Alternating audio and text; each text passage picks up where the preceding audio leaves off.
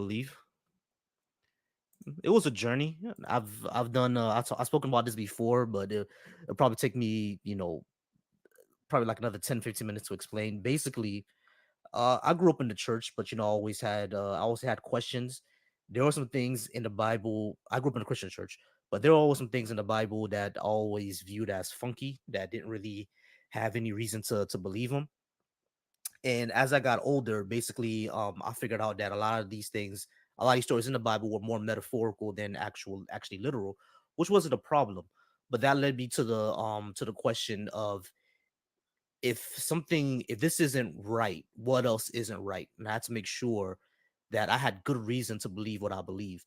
And over the course of learning about history, learning more about science, I found out that there is not a lot of good reason to believe in any of this stuff. So I had to be honest with myself. Do I need this to, just like how I said number five, do I need this to have morals? No. Do I need to have purpose in life? No. Do I need it for direction in life? No. Do I have good reason to believe it? Other than I was born in it, also no. You know what I mean? So it's like I had to be honest with myself and ask myself, if I have no good reason to believe this and it's not necessary for for things that I find important, could I still continue in believing it anyway? The answer to me was no. So I stopped believing. Well, Shay, you have to actually prove that there's a God first for me to ask God any questions. You might as well say that I asked Bugs Bunny any other questions.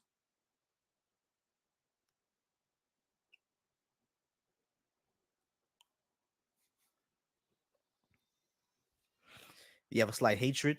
See, that's the thing. I don't denigrate anyone who has like issues with the church, because the church has a lot of issues. Me personally, I never had really any issues in the church. The church I grew up in was pretty good. You know what I mean? A lot of my fondest memories from childhood are still from church. You know what I mean? It's just that I had no reason to believe this anymore. Now, but for people who don't like the church, who hate it for whatever reason they have, those reasons are usually valid. Yeah, I mean, I'm pretty sure you have a valid reason for hating the church. You know what I'm saying? It's just for me, I never really hated it. It's just that I had no reason to be there anymore.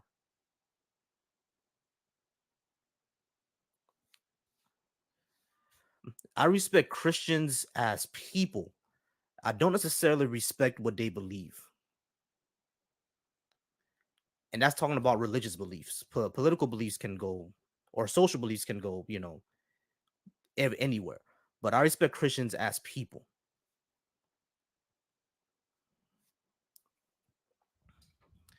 Uh, like I said, y'all, don't just chat in the comments. You know what I mean? Come on up. I agree with that, Jerry. I do agree with that. I do agree with that. I don't, yeah, I don't really care what their religion is. I respect the person. That doesn't mean I'm going to respect what you believe, but I'm going to respect you. What I think a lot of people need to learn, and this is a thing about Christianity when I was in it. I'm not sure if how it is with Islam, but I know in Christianity it was like this. Your beliefs were tied to your identity as a person. So anytime, like I see this when I was in Christianity too. When I saw people criticizing Christianity, I took it personally because I thought they was criticizing me. And now that I'm out of it, I see the same thing with other people. When you criticize their beliefs, you think you're criticizing them as a person. But what people need to understand is that opinions and beliefs aren't you. They're stuff that you walk around with you. They could be traits of yourself, but they're not you as a person. You know what I mean? So criticizing what you believe is not a criticism of you as a person. And I think that's what a lot of Christians, fall into like that trap of like being angry that you criticize their beliefs. Islam might be the same way, but I haven't had a lot of interaction with Islam.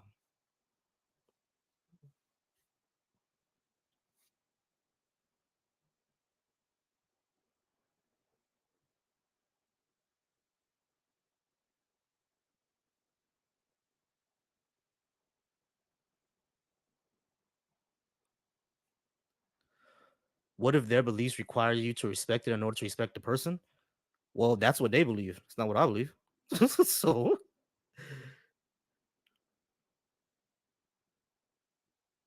I agree with that, Jerry. Yeah, an extremist of any type is too much. I've ran into extremist Christians and I've ran into extremist Muslims. I've ran into extremist Hindus, which was really that took me aback, bro. Like that was really like extremist Hinduism. How? You know? I don't have a lot of interaction with Eastern religions, but when I saw that, I was like, how? I thought y'all that was all about, respecting everything basically and karma and all that. That was weird.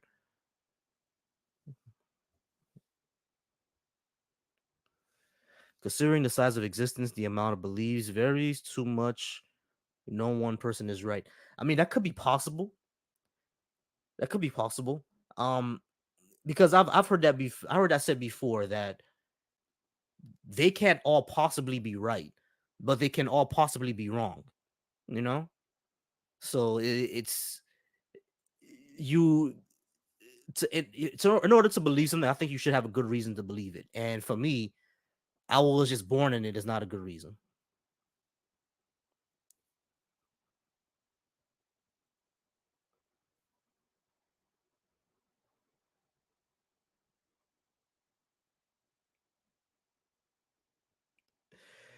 I have heard that before, Kang, um that particles can only rearrange themselves in so much ways.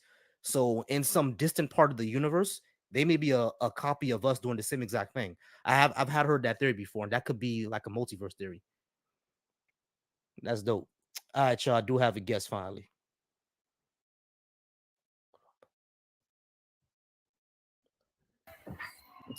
What up, Punk? Talk to me. Yes, good evening, my friend. It's Rory checking in from Shropshire, which is located in Britain on the border of Wales. So let me get this right. You don't believe in the power of Jesus, is that right? I'm sorry. I said that one more time. You broke up a little bit. I said that you don't believe in the power of Jesus, is that right? That's correct. No, I don't believe that. Has failed you. Let Cool. me Why is ask that? you a question. Have you ever considered the vastness and intricacy of our universe or the precise rotation of the planets or the balance of nature on Earth or the complexity of the human body? I could go on. The beauty of life itself. Every element seems perfectly calibrated, giving weight to the idea of a meticulous designer. And who better be that designer than Jesus, the one worshipped and venerated by countless generations of believers? Okay. None of that implies a god at all. The onus is on you, my friend. It's Honestly, on on me for you. what? It's on you to accept it. Faith is a personal journey, and it demands your heartfelt commitment, my friend. And if you ignore this call to faith, or you dismiss the evidence of a higher power, it's going to have consequences, my friend. It's going to have consequences. Okay. What is the evidence of a higher power? What is the consequences? And faith is not a pathway to truth. You can take something on faith and be wrong about it. Oh, my friend, you. First of all, evidence is any type of verifiable data that points to something specific. And look, throughout Yeah, history, sure. So what's the evidence of a higher power? Saying things are really complex. So what? oh, my friend, I know what you're saying. Why Jesus? Out of all the religious figures, what makes the message of Jesus unique? Well, the answer lies in the sacrifice he made, my friend. Cool. How do you know that he sacrificed something? We have the Bible, my friend. And he came down and he Yes, did I some. understand we have the Bible, but how do Yes. you know that the Bible is telling you the truth? Oh, you can play this game all you want, and I. I'm not playing no, Unc. I'm not playing the game for real, for real. Like, yeah, sure, the Bible claimed that this happened. That's all good and well. Look, I could accept that a Jesus figure existed. I could accept that Jesus was a person who existed and he probably got crucified on the cross by the Romans because the Jewish leaders were mad at him for some reason. Great. Awesome. How does that prove that he was the son of the all-powerful creator of the universe and gave birth to himself? I see what you're doing. I see exactly what you're doing. I What am listen. I doing? What did I do? Let Hey, me hey, lay it Chad, what out. I did, bro? Let me lay it out plain and simple for you. I've been through many sunrises and many sunsets, and I've seen folks like you too many times. It's like talking to a brick wall with you. It's as if you've got cotton balls shoved deep into your ears. You're blocking out the world. You're blocking out reason. People But around you try to clue you in. you're not answering the question. You're not answering the question. I could agree with you that Jesus was a person who existed and got crucified on the cross by the Romans. How does that prove that he was the son of the Almighty Creator of the universe? How does that prove any of that? That's what I'm asking. Because he equips us with his word and he guides us with his spirit and he strengthens us with his presence. He transforms our weaknesses into strengths and our fears into faith. Yo, Hey, hold on. uncle. That's awesome. Hey, That's uncle. awesome. But do you see what I say over here? No preaching, right? You're preaching to me right now. You're not telling me how this is true. Okay, maybe I'm not explaining this right. Hey, Jerry, you there? Yeah, can you guys hear me? Yeah, I can hear you. Are you understanding what I'm saying? Am I explaining this right? Maybe you. Okay, Maybe, I wanted to ask the guy, are you a faith leader? Uncle, I can't say your name. It's Uncle Rory, my friend, and I'm checking in from Shropshire, which is located in Britain on the border of No. Wales. No, I'm just asking, like, are you a priest or like, are you a deacon maybe? None of the above, my friend. Okay, so you're just an active member in the church, I take it? Bingo. Now you've got Okay, it. I'm assuming you're Catholic. Not trying to be rude, just asking. Roman Catholic, that's correct. Okay, so what my guy up here is getting at is we legitimately have written records of proof of Jesus Christ's existence. We know he paid taxes. We know he was real. There's no argument there. No one's arguing about whether or not he existed. Go We're on. arguing our point about, well, you're kind of pushing the fact that Jesus spreads his own word, and I'm not going to say yay or nay to that, but you're pushing it rather hard and you're not really giving any kind of feasible proof. You know, I can see the inherent flaws in individuals such as yourself with crystal clear clarity. There's this, what you just said right there, my friend. There's this undeniable propensity to flood the environment with your words, never allowing a moment to absorb and comprehend the words of others. It's always about transmitting with you, never about receiving. And I've heard you before. I observe that you are perennially quick to assess and criticize the. I appreciate your look, dude. I appreciate your look at the camera because that's how I'm looking right now. yo, Unc, Rory, bro, what the hell are you talking about? You still Are you trolling us right now, bro? Like for you, are you being a pole? You trolling us right now? Because I'm not, my friend. I think that the both of you are just diving into this conversation with such fervor and impulsiveness, and neither one of you are taking a moment to gauge the repercussions or assess the depth of the topic at hand. Dude, I live in South Georgia. I grew up in the Bible Belt. They literally beat your ass with a Bible down here. It literally happens. So I know all about the Christian faith. They've been trying to shove it up my ass since 1994. My friends, I'm going to tell you something. You're not going to like it. please go ahead. I attended college in Baltimore, Maryland. I went to Johns Hopkins University where I received a master's degree in You have my condolences. where I received a master's degree in biomedical engineering with a focus in data science. You're not talking to some kind of schlub here. You're talking to a man who. Now, look, you two guys. I'm listening to you now, and what you're saying. It's like you. It always amazes me to see someone like you two. It's like you both stepped straight out of a textbook as a case study in confusion. Let me lay it out for you step by step so you might grasp it. Imagine you're on a journey. It's a straight road. It's a sunny day, and the road signs are all clearly marked. Most of us are just cruise along, taking in the scenery and moving forward. But not you two. You're the two guys who stop at every sign, squinting and scratching their heads, wondering if stop really means go. Okay, I'm gonna stop you right here, bro. I have a rule right here. You see where it says no preaching, monologuing? This is what you're doing right now. You're monologuing. I All apologize. I asked from the beginning was we could accept that Jesus was an actual person. Can you show that he was actually divine and died for our so-called sins? Can you actually do that, Unc?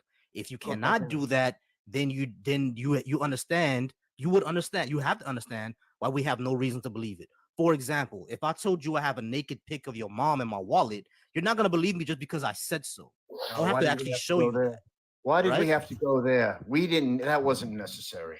Okay, fine. If I said I have a naked A pic naked of picture your of me. ex-girlfriend in my wallet, you wouldn't believe me just because I said so. You know what I mean? I would actually have to show you that, Unc. So what we're saying, bro, is that you need to actually demonstrate or show or give me a good reason to believe why Jesus was the Son of God that died for our sins. Can you do that? If you can't do that, then can you understand why myself and probably Jerry don't believe that? Can you understand?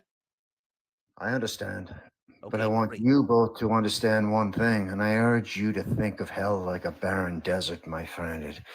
Hell is vast and it's unending. Imagine being stranded there with the blistering sun beating down on you and no oasis in Hey, sight. dude, do some farming in South Georgia. That's literally like hell. It gets 110 degrees here regularly. That's like hell. Yo, Yes, bro, but the go to a rice field in Haiti. Like my parents are from Haiti. Go to a rice field over there. Like, yeah, it's It bad. ain't the heat that gets you, it's the humidity. It's the humidity. Oh my god, you be sweating. You can't breathe. Oh my god, it's bad. You step outside and you wet. Your whole shirt is just gone. Now it's terrible. Well, My in bad. Go hell, ahead. my friends, in hell, my friends, it's not the heat nor is it the humidity. It's a place of torment. A place you wouldn't wish upon your worst enemy. Just as you wouldn't wish to be lost in that desert, you wouldn't want to find yourself in hell, man. Have you ever? Why do you why would I deserve something like that? Hmm. You have to ask yourself that, my friend. Have you ever accidentally touched a hot stove or felt the burn of a boiling pot? Sure thing. That immediate reflex to pull away, that's your body's way of saying, this is dangerous. This can harm you. Hell is Mhm. like that pot, my friend, but 1,000 times hotter. And there's Okay, no great. cooling I it know. down. I get that, Uncle. My question is that I'm not a person that goes out my way to harm anybody. I'm not a person that steals, lies, or cheats. You know what I mean? I'm a faithful husband, and I want to raise my future child to be a good person. What I'm saying is that why would I go to this place of torment just because I don't believe in something that you even can't prove to me? That's the question I wanted you to ask me, my friend. That is the question I've been waiting for you to ask me. You know, think about a time when you felt alone. I mean, truly isolated with no one to turn to. Now, Mhm. multiply that loneliness 100-fold. That's just a glimpse of the loneliness in hell, my friend. It's not just the physical torment, but the emotional and spiritual isolation that's truly haunting. The thing is, no one needs to find themselves there. It's like standing on train tracks, seeing a train approaching at full speed. You don't stand there frozen in fear. You move out of the way. And just as someone might shout a warning to you about the oncoming train, I'm here trying to offer a word of caution, my friends. You don't have to be a scholar or a philosopher to understand this. It's as simple as understanding that a that a bird is meant to fly in the sky, not to be trapped underwater. All right. I don't think we're getting anywhere. Hey, Jerry, you got anything for him? Well, in the same hand that birds fly in the air and fish swim in the water, men are supposed to think. That is what makes us different. We are supposed to think differently than what we are told, no matter what. If we are told the sky is blue, we are supposed to question why. We are supposed to question how. That is our gifts. Whether you say it's No. from the All Fathers, the gods, or just from straight up evolution. You know, my friend, my father once told me. My father once told me that. Hey, Young, I'm sorry. Give me 1 second. Hey, Thomas Jeffers, I do see you in the request box. Please stay. I'll get to you next right after I'm done with Jerry and Uncle Rory. My bad, Rory. Go ahead. You know, my father once told me that to argue with an unbeliever is akin to a toddler trying to perform surgery. I have spent decades immersed in the most complex theories and unraveling the secrets of the Bible. While you both seem to be struggling with the basic fundamentals of logic and reason, I suppose it's entertaining in a way. It's kind of like watching a dog attempting to comprehend calculus. But please, your rudimentary attempts to make a point it's charming. But look, my Hey, friend, hey, did you just come up here to insult us, man? I Because did. this is getting bad now. Like for real, now you're just insulting us, man.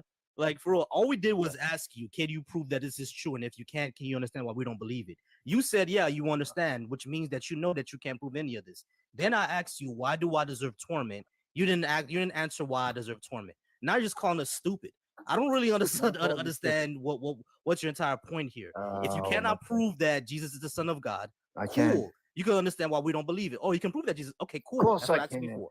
Go But ahead I and prove didn't- Jesus is the Son of God. Go ahead. First of all, I didn't know you were so fragile. You were very offended by what I said. I mean, Yes, calling me Yeah. stupid is very I offensive. never called you stupid, my friend. You said that I'm struggling Yeah. with logic and reason. That's a stupid person. And you know, insulted his education right out of the gate. I As soon as never you started did that. talking, I you said, Yeah. "Oh, your education system sucks," I or didn't something like say that. that. Exactly. And never I said have, that. I have I a don't bachelor's blame you degree for and that. I got into a master's program for clinical mental health psychology. As a matter of fact, when I graduate, I'll probably need to make you one of my patients. But go ahead and let me know. You know what I've noticed about you is that you seem like you've been pampered. You're like a pampered gold. I've been pampered. It seems like it. You're like one of those trust fund babies. You've been you're Really? like- Bro, you seem like- Hold on. Rory. Have you ever heard of the country of Haiti? You ever heard of the country of Haiti? Of course, I've heard the country of Haiti. My Port-au-Prince. parents are from there. My parents are from there. I used to go there every year until I was 12 to 4, until I was about 15 years old. I used to go there every year. I worked my ass to the bone during the earthquake, digging dead bodies out. Don't ever fucking tell me what I am. You understand me? Do not do that shit again. I'm not a pampered trust fund baby. I grew up in the fucking projects. I saw my best friend shot in front of me. Do not tell me what I am. All I'm trying to say is that I think we all need, and when I say all, I'm talking about you two here. I think we all need to stop blaming others for our problems. You know, I think Blaming others. We didn't blame anybody for anything. We asked questions. I just think the problem about when we blame others, it's like yelling at the waves to stop splashing. It's pointless. The ocean doesn't care. It keeps on moving. It's just like life. And while Okay. you're Yeah, busy we're not getting blaming anywhere. Hey, everyone else- Rory, you have a great night, all right, bro? Yeah, have a good one. Jerry, how's it going, bro? It's going wild, my guy. It's going wild. It's going wild. They did. And damn, dude, I didn't realize you were fucking rock solid like that. I didn't realize you did all that in Haiti. That's pretty tough, man. More power Yeah. to you. Thank you, man. I appreciate it. I'm gonna keep you up for a second. I'm giving every guest 20 minutes, but I brought you up with him because I knew you. Once I saw your request, I knew you wanted to talk to him. So I'm gonna go ahead and bring somebody else. I'll keep you up for a while until you have to go. All right. Hey, by all means, man. By all means, this is your life. This is your No party. problem. All right, Thomas. I'm gonna get to you. Quan. I'm not sure if you requested before coffee, but I'm gonna get to one of y'all first. All right. But Thomas, you're next. I'm gonna bring you up right now. All right, Thomas, how's it going, brother? Good. How are you? All right, talk to me. 20 minutes. Yeah, I was just gonna tell you that guy was a troll. Like he was on a video similar to yours last night, and he did the whole college thing in Maine. It was the same thing, and it was the same loop. But Okay. I was wanting to tell you the whole telling you that when he said this is what you guys do, like it's when you have a serious question, it's like when you go to a church and you're just getting, you're learning, Mhm. and you ask all the normal questions, like the believing questions, and which, like say, Jerry said he's from Georgia. I'm from East Tennessee, so yeah, we're we're in the Bible Belt. I'm from But South Florida, so yeah. yeah, Bible yeah. Belt. Mhm. But so they're fine with answering all your questions, and they said, it's good to have questions, but as soon as you start asking questions, asking, well, how do we know, like, and when you start to lead to, being more logical, that's when they start saying, oh, well, you're trying to turn it around, or, just like how he was saying. But that's uh like I'm actually having trouble now. Like I was Christian, and then I was agnostic, and then I tried to go back to being a Christian, and now I'm leaning more back to being agnostic. But I was talking to my buddy today at work, and he was getting mad about it, and I'm like, I'm not trying to fight with you. I'm just telling you how I feel. Mhm. And well, just tell me why uh you're feeling this way. I said, I just don't want to believe. He said, there it is. You don't want to. And I don't see what's so bad about that. Is there's nothing bad about it. Like I said in the beginning. Excuse me. I'm sorry. Like I said in the beginning, a lot of folks, they tie their religious beliefs to their identity. So once you question religious beliefs, they think you're questioning them as a person. And I've always told people, like, listen, your religious opinions and even other political opinions, they're not who you are completely. You know what I mean? They're just opinions that you carry around.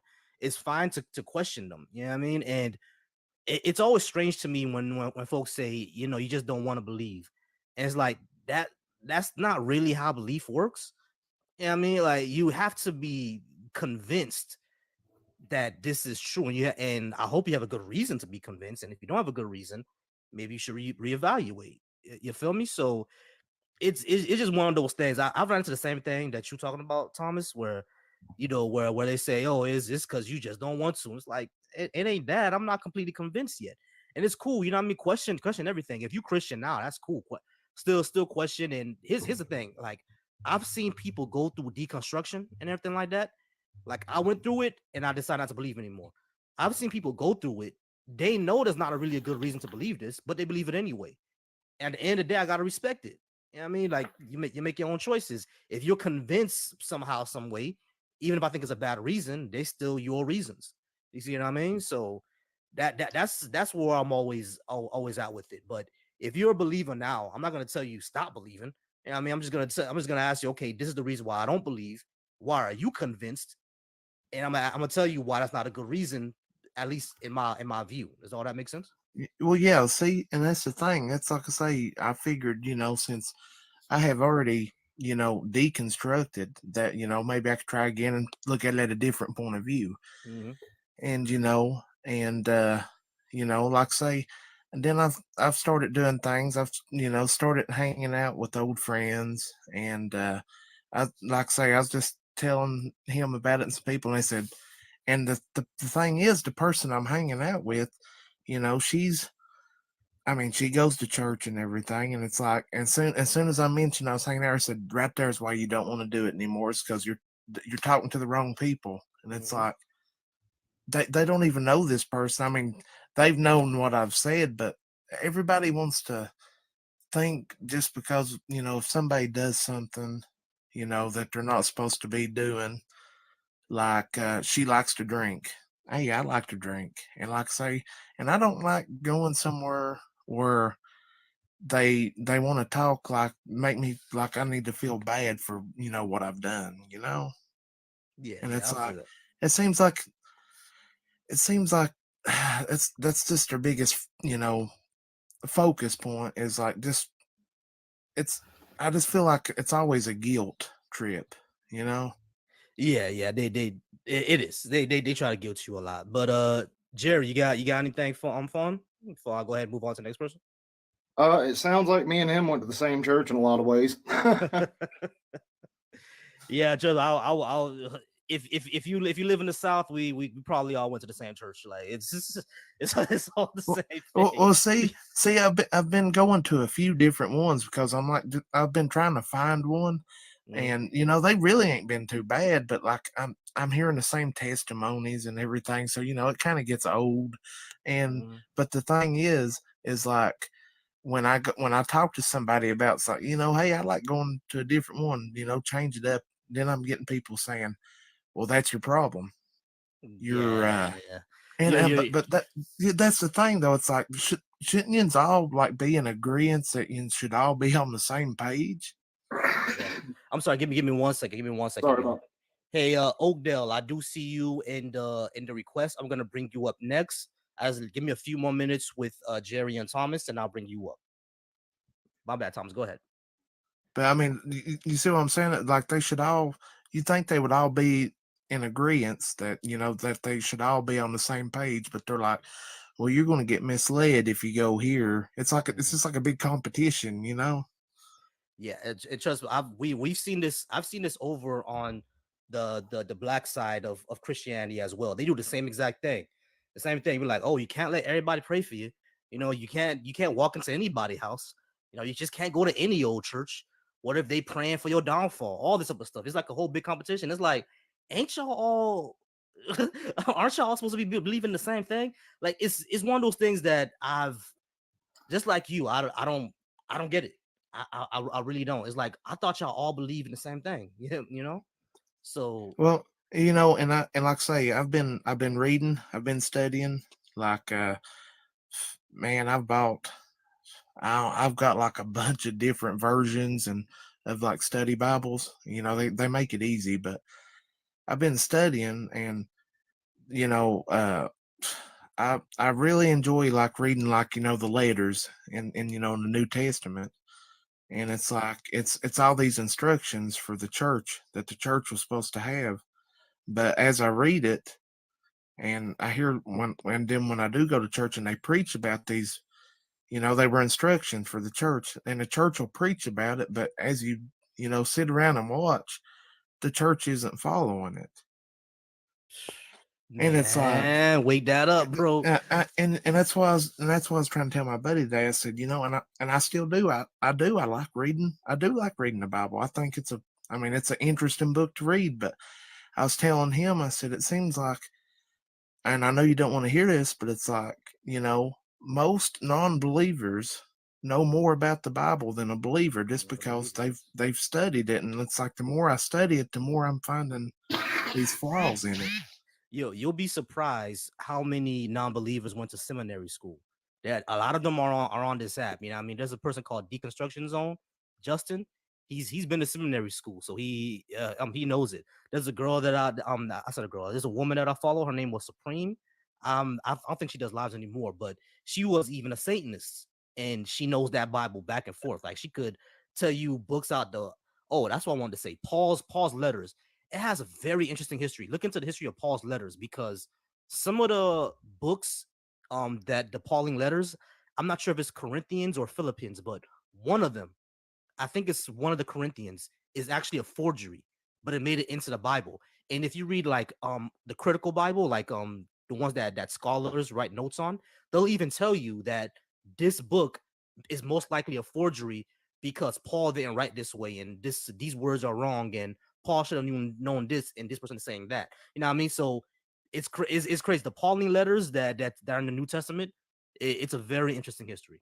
Very, very interesting. I'll have to check it out. I appreciate you sharing that with me. Yeah, no problem. All right, guys, I'm gonna go ahead and get to the next person. I do appreciate both of you for being up. All right. Hey, thanks for letting me join, dude. Not a problem. You guys have a good one. You too.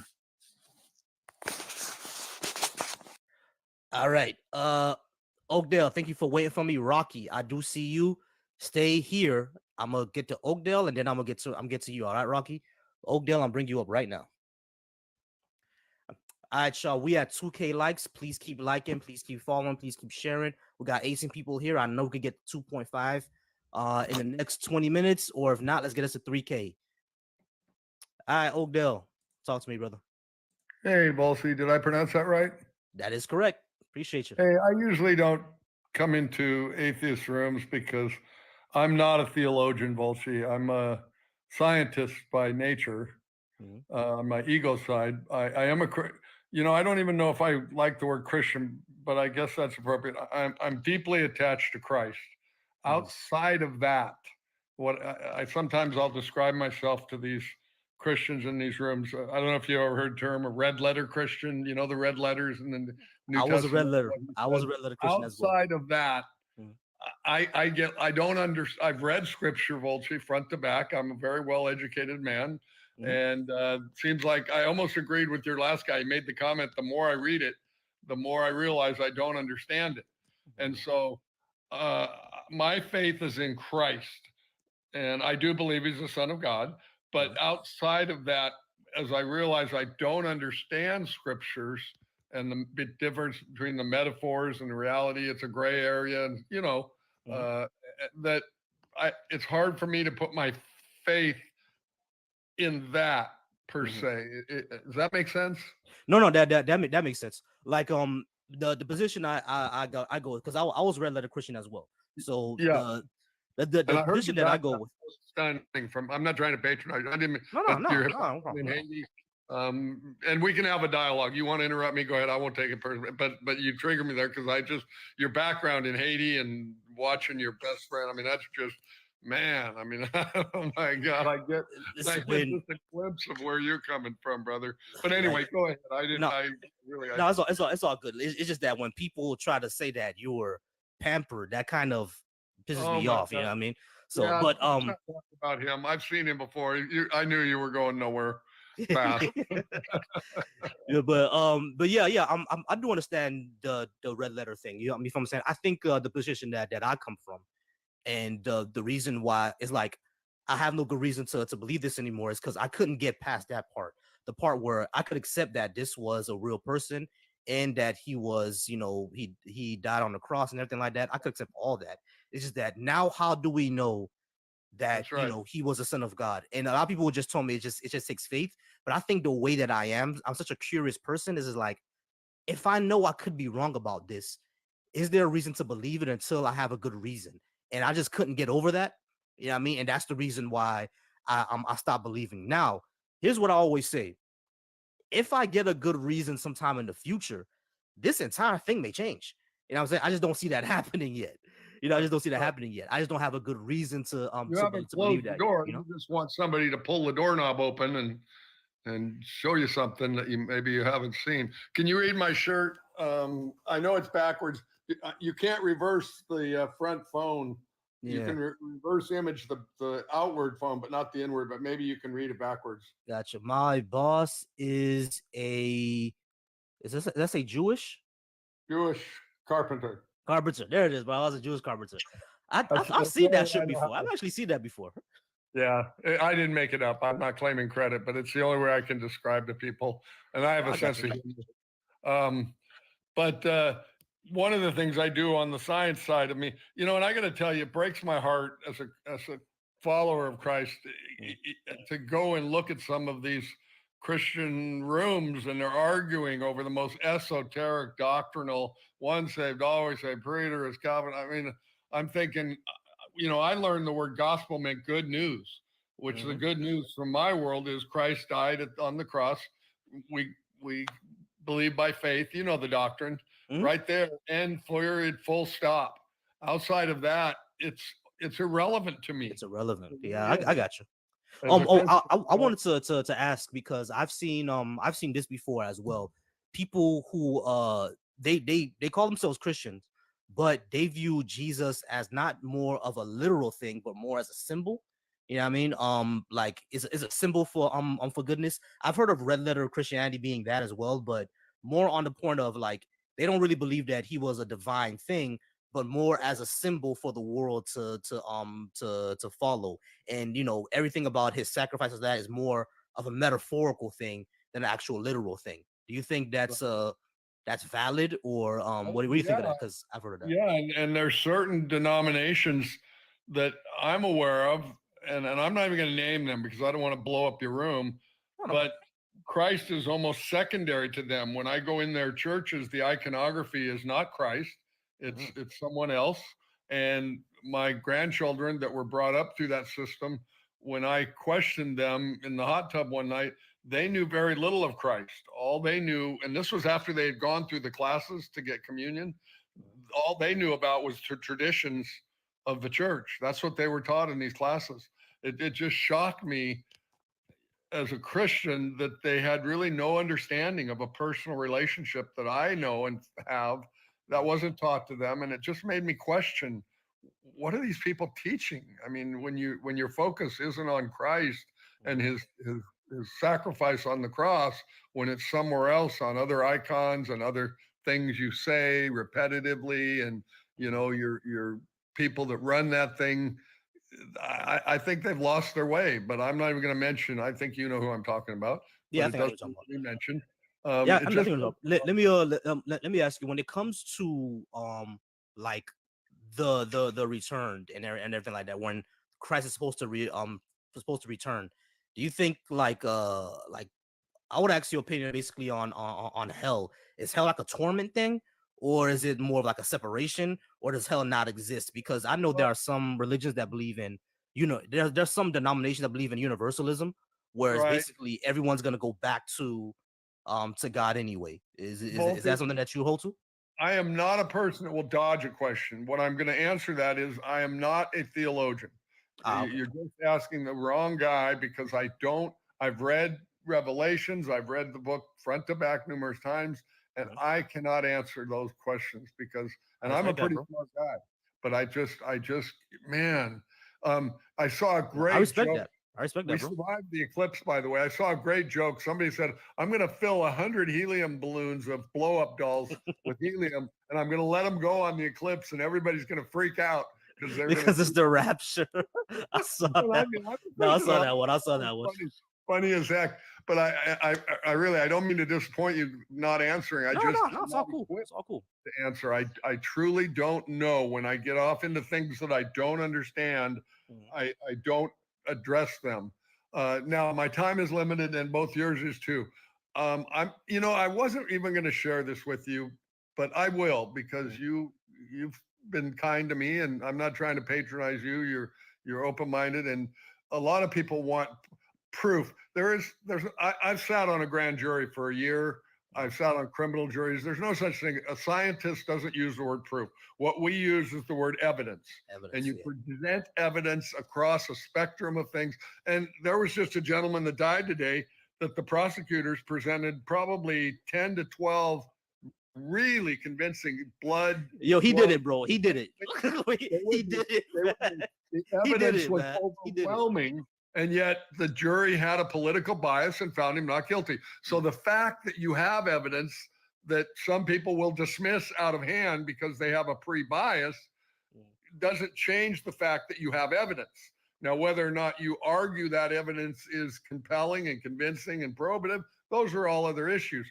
But I will tell you, for the last 15 years, as a scientist, something got my attention, and I started to study it. And I get probably a new peer-reviewed paper a week from top labs, Volsi. These are Bell Labs, Fermi Labs, ENI. These are not theologians. These are not people with an agenda.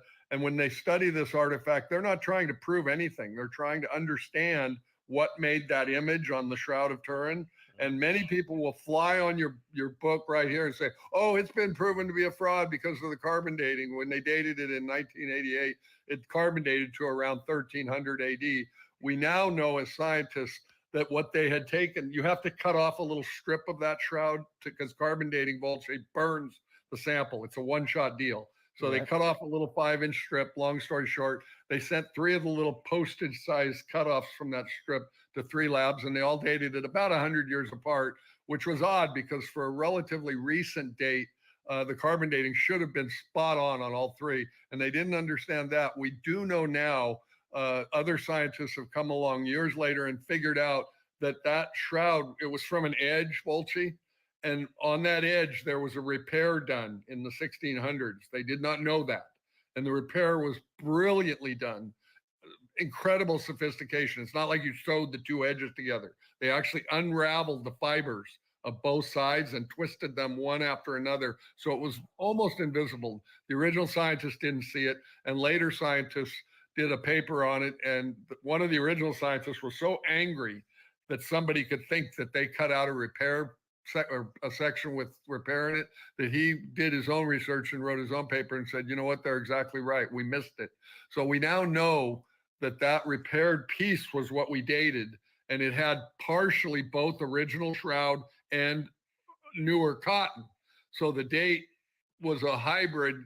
That's what it does. It comes out, and it was actually angled across the three pieces, which explain why the dates were about 100 years in succession. And we know that now, but it doesn't tell you that on Wikipedia or Google or Reddit. So these people that know nothing about the shroud, I've studied it for 15 years, Volche, as a scientist, and I'm not here to prove anything, but I know the science of it up, down. I give talks on it, and we now know that carbon dating was incorrect. But I'll still see people pop up when I bring it up that know nothing about it, saying, "Oh, it was carbon dated. It's a fraud." They simply don't know what they're talking about. And then of also you add on about a dozen other lines of science: botany, pathology, light science, physics.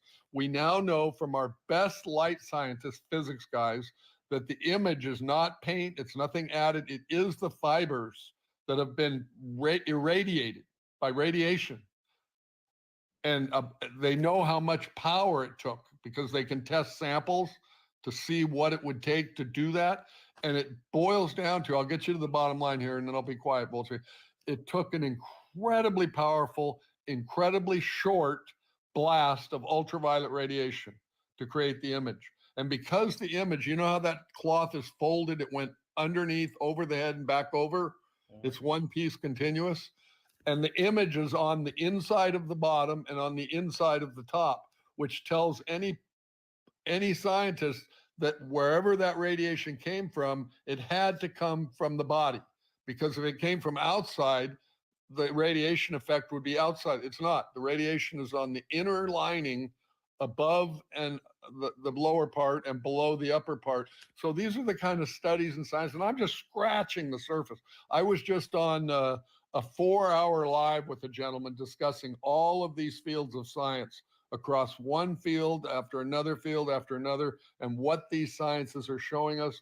And when you hear all of this evidence of a flash of ultraviolet light, that we know where it was, we know when it was there, we see all of the marks that we expect, the crown of thorns, the nail, right down the list. It's a very compelling case. So I'm not here to beat you on the head and say, oh, you got to believe in shrouds.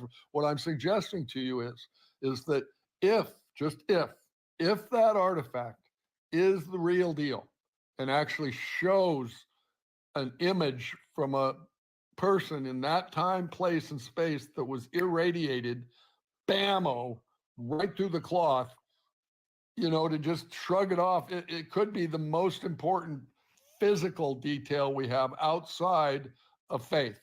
And by the way, Volche, one final comment, and then I'll be quiet. I tell anyone when I'm discussing I call it shroud science, I do these talks, no one should put their faith in an artifact. Does that make sense? Yeah. The fact of whether it's true or not, we can discuss that scientifically. Somebody wants to know my field of study: top degrees from a top U.S. university in genetics and biology, but also studied my life across just about every other field of science. So I'm pretty well versed. But anyway, Volche, I want you to understand, as I discuss this even briefly with you, that I am not saying if the shroud is real or not real, that's why you should believe in a savior. That's a separate. Does that make sense? We're not putting our faith. Yeah, I got you. But many atheists and agnostics want proof. They want proof. That's what they want. And so when I open this can of worms with them and say, I can't offer you proof, but what I can show you is very compelling evidence. And just to dismiss that is almost like the OJ jury, going back to where I started, where you can see evidence after evidence after evidence, and to not come to the end and say, intellectually, honestly, well, maybe it is, maybe it isn't. I don't know, but I see people just dismiss it. It cannot be, no way, no how. Well, then I know their bias has stopped them from intellectually even processing the science. I mean, like, I've heard a lot of things about the shroud. Everything that you're bringing up is the first time I'm hearing it, which is why I didn't interrupt or say anything, because it's the first time I'm hearing it. I've only heard the carbon dating stuff, but most people, like, I'll definitely look more into it to see like everything that you're saying, and to see what scientists say about it. You know what I mean? And if they're saying that this was an event, those once in a lifetimes events, then we could be like, all right, sure. You know what I mean? This was probably one of those once in a forever thing, because we've never seen someone that's what it seems like dead before. So it's like we'll be like, all right, cool. Like we'll see what that means and what implications that has. You know what I'm saying? But like for now, I don't really have enough. You feel me? Nope, nope, nope. I'm not trying here to try to say, but I just want you to realize that there actually is some evidence. And the more you dive into it with a science mind and not a theological mind or a biased atheist, agnostic Christian mind, just as a straight scientist, see, Kim, these people come up and they know nothing about it other than what they've read on Reddit or some newspaper article, and then they start making I'm claims. not gonna argue it because No, I'm here to I have tell no you, idea about the brother, shroud. I've got 15 years, papers bursting out of my computer, and every week I get a new one, and it just, you scratch your head and go, this is unbelievable, unbelievable what they're learning about that. And so I don't, it doesn't bother me that people don't know much about it. That's not something they're going to study like I do. But don't let anybody tell you, Volchi, there is no evidence. Best you Gotcha. can say is there might be some evidence. We don't know for sure yet. We're still looking into it. But if in fact that is the real deal, that's pretty good evidence. If it turns out as we go forward, If it turns out to be the real deal, that'll be something that, hey, you know, maybe something happened here. An event Something happened here, happened and we could say that, but sure. But Yeah, all right, okay, yeah. I got to get to the next person. I Okay. do appreciate I you being up. appreciate you letting me even share that with you, and maybe I'll come back sometime. You seem like a guy I can dialogue with, and we're not going to go off the rails like some of your previous. Sure, not a problem. I appreciate Thanks, you, man. brother. Have a good one. All right, y'all. Whew. Yeah, look, I don't know nothing about the shroud. All right, so I'm not gonna argue with him about the shroud or anything like that. I know nothing about it. I do know that, you know, it's supposed to be the covering of Jesus. I do know that the carbon dating and all that, but everything that he was bringing up, no clue. So I'm not gonna argue with him. I'm not gonna argue with or argue against him about it because I don't know about it. You know what I mean? But I do appreciate y'all. Y'all, we are at 4.5K likes. Get me to 5K likes within the next 10 minutes before I go ahead and get out of here. Let's see who we had. Rocky, you've been waiting for a while. I do appreciate you waiting for me. How you doing, my man? I'm all right. 20 minutes. Talk to me, brother. Man, fantastic. Well, I'm glad to get the dialogue with you. And Mhm. just to start off, the pronunciation of your first name, Well, that's not my first name, but it is Volsi. Bosi. Okay, I'll call you by Bosi. Well, Sure. cool, man. Well, I'm glad that you're even looking into this because, I mean, why not look into the most important questions? I figure that's probably where the most important answers are and the biggest dividends are. So I commend you on that. But, you know, I seen one of the things I wanted to jump in here before I just ask you a little bit about yourself. You're looking for, you know, just the number one question: why should I believe in God? And that's something I feel like I have maybe just a couple of small things to say from my personal experience that are non-anecdotal. But before I jump into that, I'm asking, what is your experience thus far within all belief systems? I mean, your personal journey. What does it look like, if I may ask? Oh, my personal journey, I only grew up within the Christian context. So Pentecostal Christian basically. So, you know, of course, you know, church, you know, Christmas, Easter, you know, revivals, speaking in tongues, you know, faith healers, the whole 9 yards that Pentecostals go through. I've been to evangelical churches as well, where it was the same thing. You know, people claiming testimonies. So basically, uh the entire charismatic Christian experience is what I've been through. You know, I preached at least when I was about 13, 14, 15 years old. I used to preach on Easters because that was the youth time to preach. You know what I mean? I've set up conventions. I was a Christian rapper. You know what I'm saying? I kind of still remember my verse. You know, so what was my verse? Okay, I used to have a whole verse. You know what I mean? Like I used to rap and everything like that. So yeah, I grew up in that time. I think, oh, I was baptized. You know what I mean? Baptized in the fire, baptized in the water, all of it. You know what I'm saying? So it was like that's been my journey. And then when I got to the point, even though like that was my entire journey, I was always still questioning. You know what I mean? I was always still questioning things. And then you know, I hit the internet and I found out that there were more questions that I hadn't considered. And there were other people who had the same questions and can give me more details on how to find some answers. You feel what I'm saying? And then when I started looking for answers, when I started having these questions, because my journey started on me trying to actually validate my beliefs, not invalidate them. Because someone asked me, "We know what you believe, but do you know why you believe it?" I mean, when I had the philosophy class, he asked me, "Why do you believe what you believe?" And from there, that's when my journey started. I started asking, okay, why do I believe this? Do I believe this just because I was born in it, raised in it, and I had a good life in it? Or do I actually have a good reason? It's just the only thing I ever knew. And at the conclusion of that, I realized I only believe this because I was raised in this. It's the only thing I ever known. What else do I not know? You know what I'm saying? The questions that I've always had, I push to the back of my head. Can I try to answer them now? And I tried, and then after a while, I had to ask myself the questions that I have down here. Is it necessary for me to have morals, purpose, direction, or anything like that? And can I believe in something and not really know if it's true or not? You know what I mean? And is faith a good reason for me just to believe something? And I realized that I had no good reason to believe it. It was unnecessary for anything I want to do in my life. And by then I just stopped believing. I see. Man, I'm glad that I asked to see where you're coming from. And let me know, is this airplane that's going behind me, can you guys hear that coming in or no? Oh, I heard it, but it's gone now. Okay, cool. Well, that, like I said, I have that in common with you, as well as that part of the spectrum that almost where it leads you away from truth, but it seems right. I have experience with that too. So that's as far as I would say on that. But I'm glad that I asked you before I said anything, just to kind of see where you're coming from. You obviously have experience with the church, and knowing specifically the Pentecostal, the charismatic movement. That also is important to take into consideration from what that means to me. But anyways, to the one thing that I wanted to say, man, dude, Oakdale Curtis was cool. I like that he brought some potential, seemingly at least considerable physical evidence and potential physical.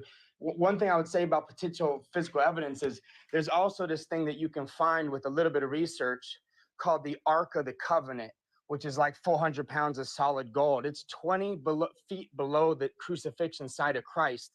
And a guy named Ron Wyatt found it in there with a whole lot of other stuff. It's all documented. You can see it all.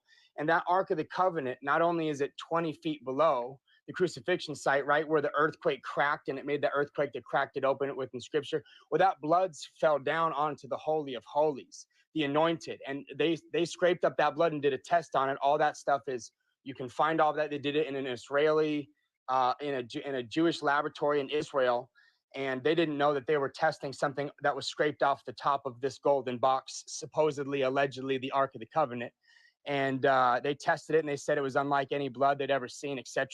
And so that's something, worth looking into if you want to kick that thing over, because he discovered a lot of other things as well. But yeah. I hate to break this to you, man, but Ron Wyatt is a fraud, bro. Okay. Like it's everything that he's looked into, like all the claims that he's made. Oh, okay, that's a bold blanket statement over a lot of things that he's found, but that's fine. We can agree to disagree on that. I guess if I were to answer that question as concisely as possible, that number one, why should I believe in a God? Mm-hmm. Well, if you're coming for this for blessings and for an eternal destination, which is what everybody comes into when they're juvenile, then yeah, that's not going to make sense. So when you go in here looking for the thing and you don't find that you're getting that thing or what the benefit is, you're drinking out of a dry cup, right? So in other words, let me make that a little bit more clear. Jesus has come to reveal who the Father is so that we could walk out his image now, not when we die someday. He's the way to walking out our original intended purpose, which is love. And love, when it's mature, doesn't fail. He's bringing us into something that doesn't fail, which is the depths of his character. And this is not Christian language. This is not metaphorical. See, because the fear of the Lord is the beginning of knowledge. This is the difference between knowing and not knowing, because the scripture says that what eternal life is knowing who the Father is, right? It didn't even mention anything about an eternity thing. I mean, that may be a byproduct, but as it seems to me, according to what the scriptures say, when Jesus said, no man comes to the Father except through me, again, he's not saying heaven, he's saying the Father. So like, what is this text? I'm sorry to interrupt. I just got a question, because I got kind of confused there, because you mentioned about coming into love and maturing, and love doesn't. Let me ask you, can I love someone without believing in Jesus? Can you love somebody without failing, without loving Jesus? No, and you've never done that. What do you mean love without failing? That's exactly what I mean. Fails. Yeah, well, not in love. No, see, he brings us the remission of our sins, not just the forgiveness, the remission of. And what that means is we walk out love. See, remission of sins is a byproduct of walking out love. See, sin is an archery term that means to miss the bullseye. So if Jesus saves us from missing the bullseye, then what's the bullseye that he's helping us to hit? His image, love. It's exactly when love is mature, it doesn't fail. It doesn't consider. Hold on, I'm sorry. being as crystal clear as it can get. So you Oh, might want yeah, you might want to listen because this is as crystal clear as it's going to get. right. No, I'm trying to understand. I that's it. Maybe I don't know if it's me or what, or if anyone else can understand what you're trying to say, because you're saying not fail in love. What does Yes. that mean? Well, love by definition does not fail. And so to say that we can walk in love would be to say that we can do something without failure that's love, which is none of us can say that we can do that. Well, in the Lord, when you actually get him right, that's the whole point, is he brings you into that very thing, which is the thing that shines him, not our talking about him. See, in other words, follow me for a second. If the world doesn't see something on us who call ourselves believers without us saying anything about it, then they're not going to want what we say we have. And that thing that's supposed to shine off of us has nothing to do with our silver tongue, how we talk about anything. It has to do with how we live, which is love unfailing. See, being connected to the Father makes us love unfailing. Just give me a second. I'm Yeah. sorry, because Yeah. when I think of fail, I think of like not succeeding in something, right? Yes. So if like, let's say, for example, let's say my job is a social worker, and as a social worker, I'm supposed to notice that if a child is being abused. I can fail as a social worker if I don't notice those signs that a child is being abused. Right. But when right. you're saying that, failing at love, Failing and to you're love saying has, that, yeah, it's very serious because to me, consequences. I'm sorry, because to me, loving someone is having an immense emotion that causes you Ooh, to shallow version of love right okay, there. what exactly does fail See, at because love that, mean? yeah, I'm not I'll sure what that explain. means. I'll answer that. So your version of love, just to let you know right now, you're going to be doing as good as you're getting it. So for example, for the most part, when your loved one, that's your significant other, starts to go real far downhill and start really being not loved towards you, you'll most likely, for the most part, people outside of knowing what love is, they're going to match where that person is. They're going to only be doing as good as it's going. See, love doesn't fail. It doesn't matter what the other person's doing, because love doesn't consider it doesn't consider itself at all. It only considers the other person when it's mature. And so to fail to love is to fail. To walk in love is to never fail to put, number one, the Lord first, and number two, from that place, put people first. See, because let me say this real quick. Jesus made it easy first. Hold on one second. Okay. Jesus made it easy for us. He said there's two commands: love God, and from that place you'll be able to love people. He said if you don't know deeply, not emotionally, if you don't deeply know what love is, then you will never be able to actually love your brother outside of emotion, because love doesn't fail when it's immature. It has nothing to do with how you feel. It has to do with what you produce. Okay, cool. So like here's the thing that I'm saying. I already put humans first. That's why I'm a humanist. So I already put humans first. But when you're saying that, I'm trying to understand. You're saying that if I don't believe in God, I can't love others. Let me make something very clear. What the Bible says is you can give everything that you have to the poor and not love. You can have faith that moves mountains and not have love. And you can give your body to be burned at the stake as a Christian by the Romans and still not have love. That's the exact Bible verse. So yes, I'm saying that very thing. That's what I'm saying is your version of love is not what the actual thing is, because you're not in the mature of it. You're in the shallow of it. That's okay. why it looks like But the thing is, you would have to actually demonstrate that this yes, mature, perfect, this God perfect. thing that you're saying Okay, exists perfect. actually does So, exist. so we know as humans that the greatest image of love that we have is that a man laid down his life for his friends. And that's what Jesus did when he revealed who he was on the cross. A perfect man laid his life down for his friends and revealed his character in doing so. Haven't people done that before? And in revealing his character as God, the innocent blood, the innocent man that was crucified, the King above kings that was crucified. What happens is But innocent people have been crucified before Jesus. Right? You have not an innocent man that's God before that's the whole point, guy. This isn't just a man crucified for crimes that he was guilty of. This was the only innocent thing there ever was, suffered the worst death. Why? So that we could go back to walking out. No, it's not. No, it's not. There's been people who are innocent that were that died before Christ? You're straining out a gnat. You're straining out a gnat. The reason for that cross, and if you miss it, it's going to look like it. Your life is going to look like you missed it. Okay. The purpose for that cross. Wait, is that, hold on, wait. So. No. I'm sorry. That confused me. This what? Hold on. Okay. I'm trying to say what the what is. I'm trying to say what the establish. what is. I'm trying to say what that what is. Okay, this is what we need to establish, because right now we have a lot of claims, but we don't have any reason to believe it. Why? I don't know why. I still don't know why I should believe. No reason to believe it. What I'm telling you, I still don't. The thesis and giving you physical evidence. Listen, between me and the last guy, you're getting a silver platter. I'm letting you know, guy. Look, we're made for faith. Okay, Jesus' life revealed that. Okay, and if you don't find it, you're gonna miss out. Just because you're on the other side of it, don't mean you shouldn't consider that. I don't expect you to. Hold on, I don't expect you to conclude that. You don't have to conclude that, but not considering it would be crazy. Consider what? Consider being a Christian again? No, that's not what I said. Okay. What should I consider? That's what I'm asking. What should I consider? Right. You should consider seeking wholeheartedly, because you will not find unless you seek with your whole heart. And if you're quick to say, "Oh, I already did that," wrong, you die.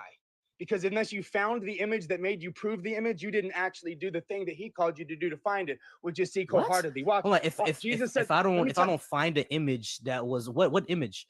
Hold on. This is like a Rocky. This is what I'm saying. Don't we have to actually establish that this thing is actually real first before yeah, dude, we actually start to believe listen. You want to put your hands in his, and you want to put your fingers in the holes of his hands. Let me explain something to you. You know what the scripture says. That's not what I want to do, bro. That's not what I want to do. I don't want to put I don't want to put my fingers to the hole of his hands. I'm telling you what the thesis of what the purpose of the blood was that you never even heard, besides the physical evidence that is being proposed by me and the other guy. You want Jesus to come down here and give you a handshake? Listen, this is as good as why not? Listen, guy, this is as good as it's going to get for you. Let me be very crystal. Okay, there's no good reason to believe it then, bro. There's no good reason to believe it. Oh, okay. Well, yeah, because you were lazy with your seeking, dog. Lazy with your seeking. What do you mean I'm lazy with my seeking? Like, here's the thing. He's the all-powerful creator of the universe. He can write his name in the moon if he wants. Yeah, bro. He got down and became a man and was crucified. What does it get clearer than that, bro? Right, but how do I know that's true? And you made nothing of it, bro. Wait, hold on. This is what I'm saying. This is what I'm saying, Rocky. You're just saying that it's true. How do we know that's actually true? Yes, dude. Here's how we know it's true. By the reason why it's happening. I'm going to say it one last time before I jump off. By the reason, this isn't physical evidence. We know it's true by the fruit that it produces, which is as follows. That blood was shed so that we could walk out the original intended purpose of man, which was what was lost. Don't make me say it slower. I'm going to tell you what that intended purpose was. It's revealed in the image of Christ, in the character of Christ. It reveals our life, not just our eternal destination, bro. He's salvation to live this life the way we're supposed to, which is in his 2 commandments, to love the Father more than your own life. And from that place, you'll be able to love your brother unfailingly. And in this, all of the law of God is fulfilled, he says, because you're back to the image of love, the original intended purpose. If it's not going to get clearer than that, this all sounds nice, but it's just sounds just nice, more. bro. Lazy hold on, what I'm saying is this is all lazy with Jesus. Hold on, Rocky. Lazy with Jesus. Rocky, chill, Rocky. Yeah, quick to talk over Jesus. Rocky, hold on, chill, bro. Hold on, chill. Yeah, Rocky, laziness. All of this, hold on, Rocky, chill. I didn't insult you at all, Rocky, chill. No, I'm telling you what it is. You're lazy to seek, bro. You're lazy. Don't call me lazy. Don't call me lazy. I work very hard. The proof of your life. My man. I work very. Hold on, Rocky. Don't let me. Lazy. All right, I'm mute you. This is what I'm saying, Rocky. Don't call me lazy. I work very, very hard in my life. Okay, yeah, he's out of here. All right, y'all. I didn't drop him. He's the one who dropped himself. Because listen, all that was preaching, which I said not to do. All that was preaching, which I said not to do. All right. Crap. The person that requested is not here anymore. All right, y'all. Someone else requested, but they're not here anymore. If you want to request, go ahead and come back up.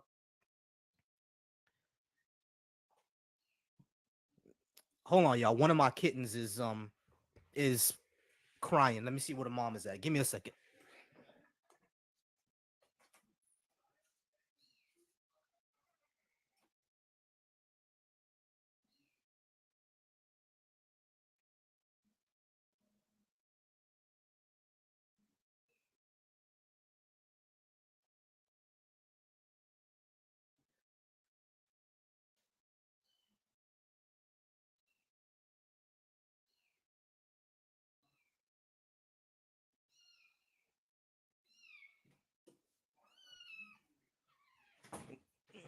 Yeah, my bad, y'all. My kitten been screaming this whole time, so I gotta find his mom. So give me a second to find this little guy's mom, and then I'll get back to y'all. Okay, give me a second.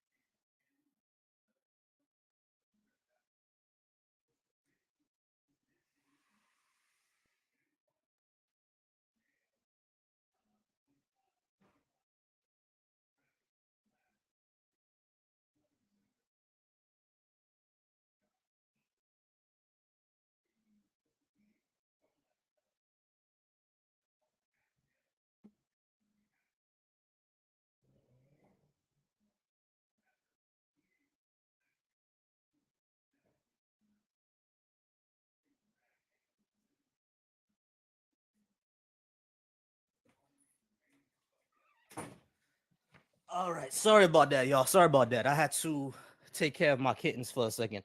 My cat just had babies, so I had to take care of them for a second. All right. Sorry about that, y'all. Sorry about that. Okay.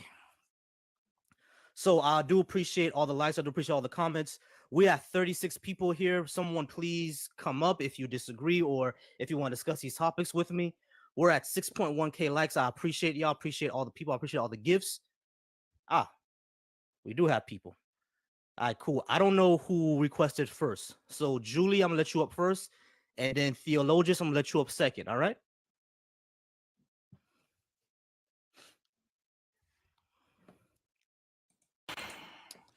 Julie, how's it going? What's up, man? I'm all right. Talk to me. I just wondered, man, why you think faith is truthful? Why faith is true? I don't think faith is truthful. I think faith is not a pathway to truth for me. That's what I said. Hold up.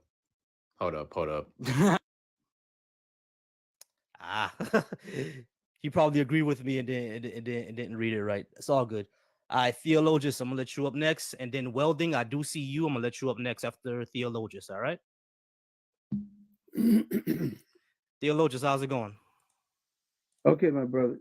Just let me put this earpiece on real quick. Not a problem. All right, y'all. Tap that screen. Get me the 7K likes, y'all. Give me 7K likes. W chat. We got 32 people in here. I know we can do it. Tap that screen. Share it. Please don't forget to subscribe, y'all. I just want 5 subscribers. Give me the 5 subscribers. All right, Theologians, you ready for me? Yeah, I'm ready for you. All right, brother. Go ahead. What you got for me? No, you know what? To jump off with what you were talking about earlier concerning yourself, I appreciate you sharing that. Just because as a Christian or anybody, believing in something you can't see, there's a lot of things to get through to try to figure things out. A finite mind can't do all that. The apostles themselves needed the Holy Spirit to enlighten them. So what I'm saying is that don't come just because you're thinking. It comes with a relationship. And just like any relationship with a woman or man or woman, you go through a lot of ups and downs to get closer. You go through a lot of ups and downs to get things made clearer. You begin to know them better than what you thought you knew them. But you can't quit because then it won't come through. And faith is important because faith is a part of the very fact that allows you to have conscience and awareness, and still yet have hope, dreams, aspirations. So I mean, faith makes up everything of your whole being, and which is a part of you even being human. It goes beyond. Faith is the very a part of the essence of what truth is. It is the makeup of the truth. Truth, as far as what you use to identify truth. Okay.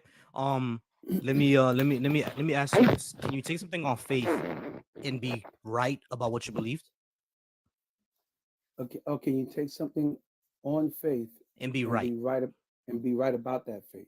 Yeah. Well, you're right about the faith as far as how you, um, have it. It's right to you. Right. Hold on. But Um, this is what I'm saying. Let's take like a fact of like let's take anything about reality, right? And we take it right. on faith. Like me wearing a black shirt, I could take that on faith, and I'm right about it, right? I think you're taking it off of faith. You're using things that are of faith to determine that your black shirt is truly black. Black. Okay. But You see what I'm trying to this is my say? second question. This is my second question. Can I take something on faith and be wrong about it? So Like again, for example, if I were to say white people are superior to black people, and I take that all on faith, am I right about that? well, no, because No, you can't take exactly. that So on so faith. so No, my no, I'm so saying it then becomes like this. It then becomes like this. If I can take something on faith and be right, but take something on faith and be wrong, how do I tell the difference between the two positions? What would I need to do? I think let me try to make myself more clear for you. There are things that are consistent of faith, by which Sure. you determine what is right and wrong. Okay, it's not a matter of I'm leaning on faith that white is whatever you said, black is better than white, or vice versa. Don't work like that. You're using concepts that are of faith to determine that that conclusion. When you say I'm using concept of faith, what is that? What exactly does that mean?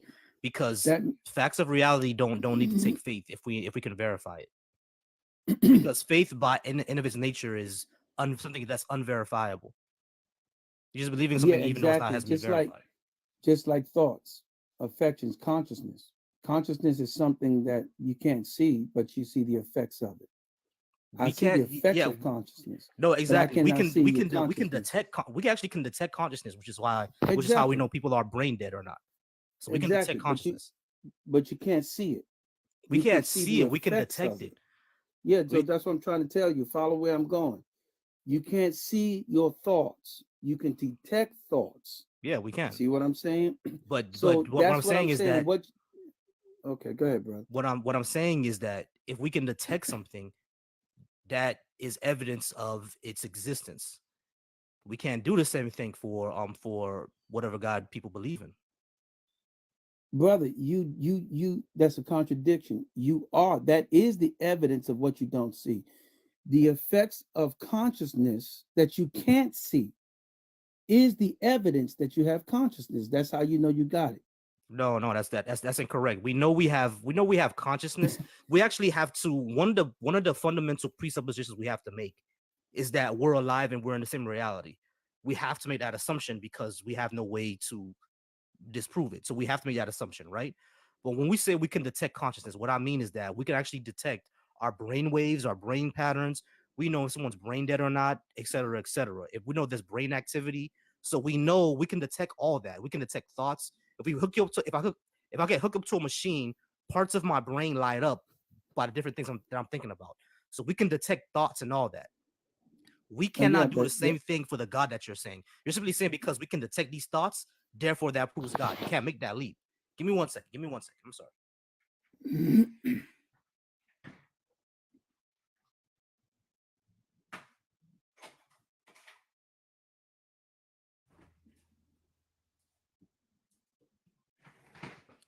Okay. So right, I was saying like things like consciousness we can detect. Things like thoughts we can detect. We have to hook ourselves up to a machine to detect them, but we can actually detect them. We can't do the same thing for your God. You just can't say because we can detect consciousness and thoughts, therefore God. That's a non sequitur. no, it's not. You got to hear where I'm coming from, because I think you're diverting too strong to hear what the concept of what I'm trying to give you. In neuroplasticity, they're telling you that your very neurons are fired on by thoughts. Okay, from your thinking, your brain processes thoughts. It doesn't create them. It's processing what you're thinking. Where actually your thoughts are quicker than your brain. Okay, it's what it is that your brain takes time to fill out the neural pathways of the thoughts that you're having. So this is why I'm saying to you that your expressions of the brain describing that, or the axons and dendrites that are created by you thinking, okay, are effects. This is how they detect certain parts of the brain when they light up, are affected by consciousness. Okay, you don't see consciousness, you see the effects of them. So that's what life is. Life is not tangible, but it becomes tangible in a brain because the brain process, it's an organ of life. It's not life. Life don't come from the brain. Life is processed by the brain. Okay, so this is how we identify with life. It's like you use consciousness. Consciousness is using your ears to hear.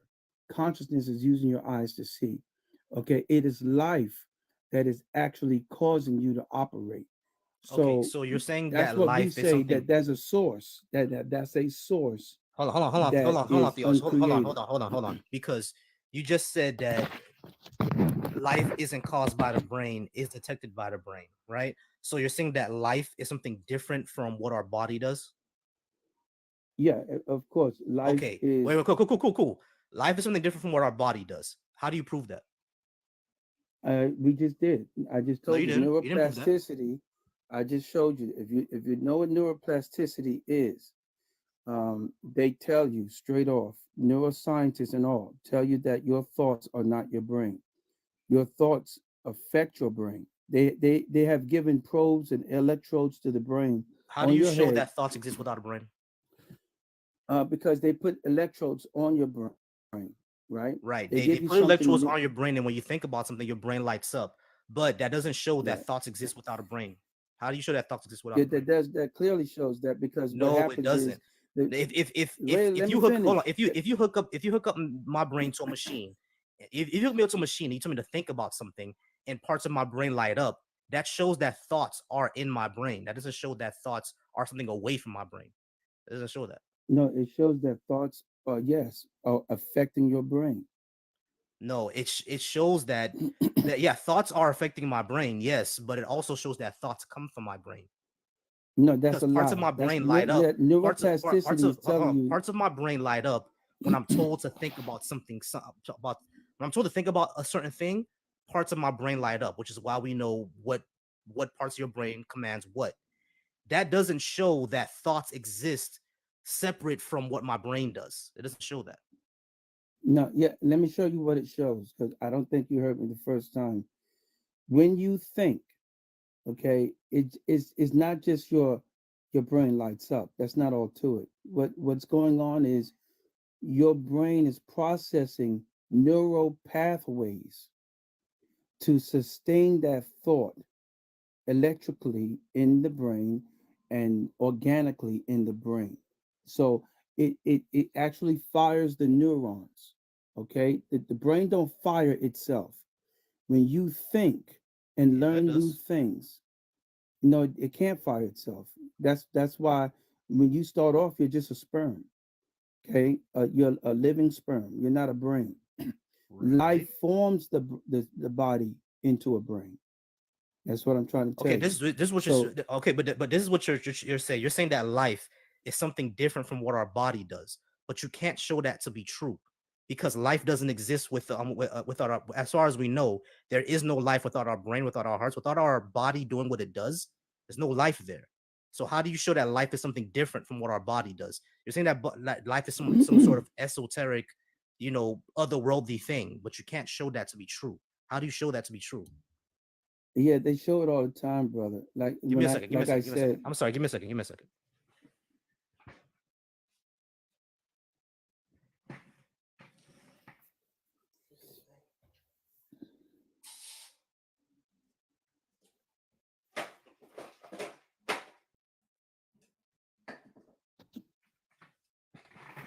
There we go. I'm sorry. All right. Yeah, they haven't shown light to be separate from what your brain does because every time your brain dead, the person is dead. no, that's what I'm trying to say. When your brain dead, that's because your brain is malfunctioned. Okay, and therefore No, when you're brain dead, it you're dead. That's it. disconnects. Okay, here's the thing. If life was something different from what your brain does, or life is something different from what your body does, we would be able to bring people back from brain death. We've never done that. That's not true. Tell me one time where we brought someone back from being brain dead. Well, I mean, there are many stories that people have been brain dead. And There are heart dead stories. for- Is there for- evidence for- that for people 40 came back from minutes. being brain Yes, dead? there's evidence. They have documentaries Okay, from. give me a document. Give me a document where somebody came back from being brain dead. I can guarantee You you. seriously? Hold on, want me to wait, give hold you on. I document- can guarantee you that person wasn't actually brain dead. They were just in a coma. Coma isn't brain dead. I mean, listen. If the doctor says they died, I don't know what else to tell you, brother. No, I'm talking about th- complete and total brain death. There's not a time in this world where someone was complete and totally brain dead. The brain has no activity and they came back. It's never happened. If it has happened, it has been. show me. Show me. It's too many of them. I mean, you want me to get You right just now can't say and there's show too many you of them. Just bring out there was a one. neuroscientist that happened. He had bacteria brain on his brain, and Bacteria and on your he- brain isn't brain death, bro. No, brother, why you cut me off so fast? I didn't finish what I was saying. Go The ahead. guy died because of the bacteria on his brain. He had an infection, brain infection, and he died. And he was brain dead? Okay. Yes, I mean, dead is dead. No, Brain no, dead is not dead dead. because dead is not dead because you no. Listen to what I'm saying to you. Dead is not dead because someone heart can stop and be considered clinically dead, but your brain once your brain dead, you're totally dead. There's Yeah, no I coming got back. you. But once your heart stops for a certain amount of time, You're your brain clinically dead. dies. But once your brain is dead, you're gone. That's it. Brother, that's not what I just said. Listen to me for a second. Go When ahead. your heart stops for a certain amount of time, Mhm. then your brain dies. That's Right, what I it said. does. Yeah. It's cocaine, man. So I'm telling you, yes, they were brain dead. Okay. So I mean, Which but what besides was point, the name let of me that get to the- person?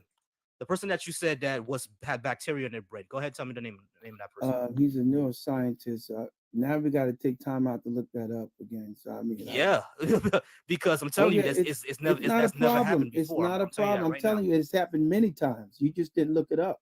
No, I'm So yes, I'm no. telling The you. reason why I'm saying that it hasn't because I have looked it up, and every single time the person was in a coma, clinically dead, or close to dead. They were never completely brain dead and came Well, back. you didn't get That's the right never been proven. information, brother. I'm Hold on, telling you, hold on, bro, this bro, is bro. old stuff. Listen to what I'm saying. If a person was brought back from being brain dead, do you know that people would win Nobel prizes for that? Because it's never happened. Brother, that is common in that, and they've actually set up So you're saying awareness brain things or death is programs. reversible, right? You're saying brain death is reversible. If brain I'm death is telling you, hold on, death- if brain death is reversible, how come we can't bring people back from the dead? Because once you have brain damage, right? Once you're damaged beyond the inflow of thoughts, that's called death. And there's a separation of your mind and body, and then you become a spirit. Okay, can you prove a spirit? What do you mean? You're a spirit. I Can you just told prove you a that spirit? I just told you. Spirit exists. You're not proving a spirit exists. Well, I'm telling you that the mind is your spirit. How do you know that? Because your thoughts power your brain. Every neuroscientist How do you know that says thoughts are different from what your brain does? We're back at the beginning, bro. You're just saying that thoughts are different from what your brain because does. I just but said there's to never you, been if I evidence of say that. yes, the evidence is that there's Elizabeth Blackwell is a scientist who proved that thinking negatively can destroy your brain cells. We know that, bro. But How the do you thing is, know yes, that? And thoughts, destroy your DNA hold on, too. wait, hold on, bro. Thoughts can affect no one denies that thoughts can affect your brain, but thoughts also come from your brain, right? That doesn't make sense. Yes, it does. No, you know Thoughts why can it doesn't affect make your sense? brain. Thoughts can affect your brain, and thoughts also come from your brain. We've never seen. Can you prove No. that thoughts come from somewhere else other than your brain? Let me tell you Because why the you're only time contradicting. the only time we've ever seen that the only time we've ever seen, or I mean, listen, the only way that you can grab a thought is if a physical brain actually exists. We've never seen thoughts without a physical brain. Can you prove thoughts without a brain?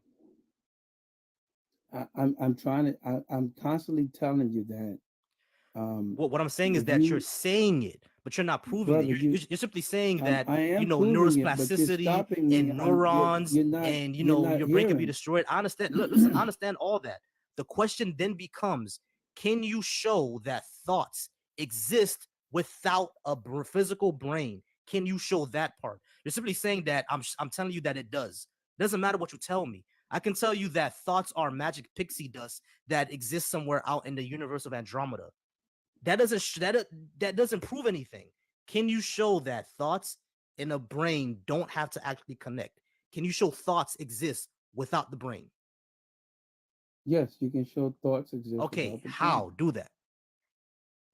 Yes, because again, thoughts are not an emergent of the brain Yes, they because are. they wait. But see, brother, you keep cutting me off. I can't say nothing with you, bro. I'm trying to explain something to you, and you're defensive immediately. I'm Now, not being I can't have a dialogue with you okay. Go ahead. Go if ahead. you won't let me Go ahead. finish the Go ahead. Go ahead. thoroughness of where I'm coming from. Go ahead. No, So but the the thing reason is, why bro, I'm you just telling can't. you, okay, let me. I'm gonna give The you a few reason more why minutes. Look, because you down to a minute. I'm gonna give you a few more minutes because I want to be fair to you, right? I'm gonna be fair. So I'm gonna all give you a right, few more minutes. Hold on, I'm gonna give you a few more minutes because I want to be fair to you. I'm gonna give you 5 because we're down to 1 minute left. I'm gonna give you 5 more minutes for you to explain how thoughts can because you just said that thoughts are okay, not let an me. emergent. Can Hold on, I? wait, hold on, wait.